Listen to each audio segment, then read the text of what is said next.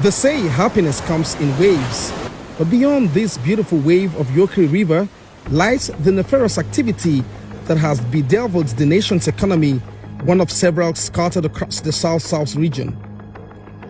This is our journey into the nation's oil region found predominantly in the Niger Delta area.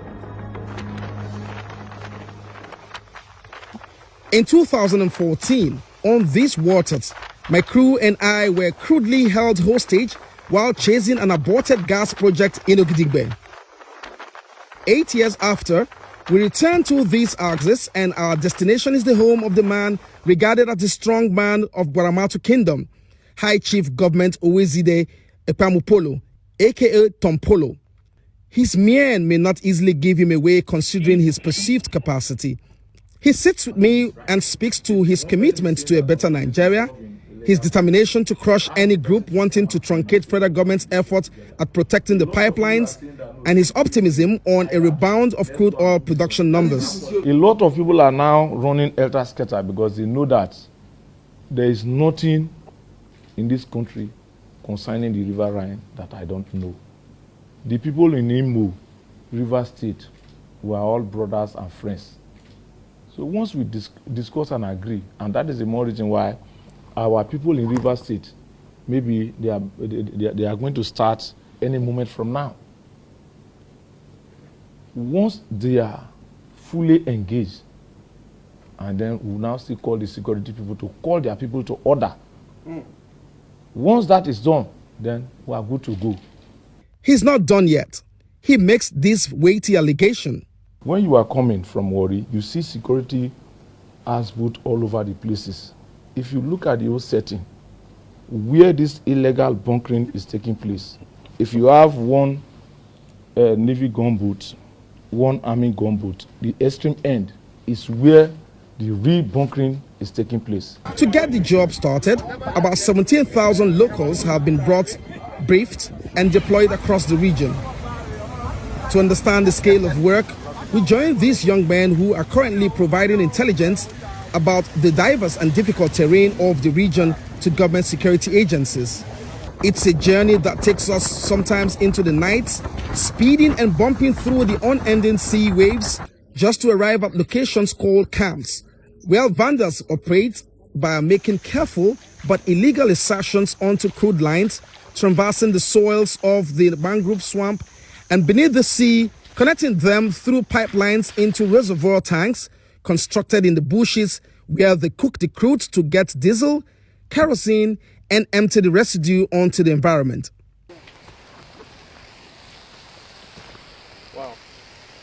Whilst stealing may be occurring in the creeks, an unsuspecting quantity of crude allegedly leaves the country through illegal connections from the creeks directly into the sea, where barges load them and sail off. We've just been tipped off of such illegal insertions. Wading through the crude-stained parts, we arrive at the scene, and it's time for men to go to work. It will involve all measures just to unearth what is believed to be concealed.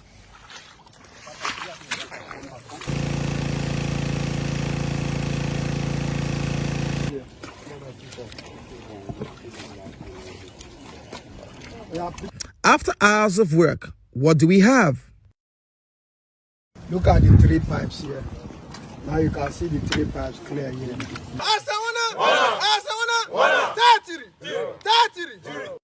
This is the point of a suspected insertion and illegal connection. You can see there are 3 pipes here. The big one is a national trunk line, which is the Transfocados trunk line, a 24 inches pipeline. Now you see those 2 pipelines on top of it making a head knock on the pipe. Professionally, this looks unkept. This looks suspicious because it's tapped on top of a traveling crude line. And the question is, why do we have that insertion on a scraped top of a 24 inches pipe, double 6 inches pipe, traveling all the way, and it is suspected to be traveling all the way to the high sea. This is what we have here. Those 2 lines traveling. those two lines traveling and joining up themselves here, to my mind, it tells me it will give it more pressure. Through several coordinates, the line, according to the security guys, has a discharge point in the sea. So we hop up back into the boat and sail off.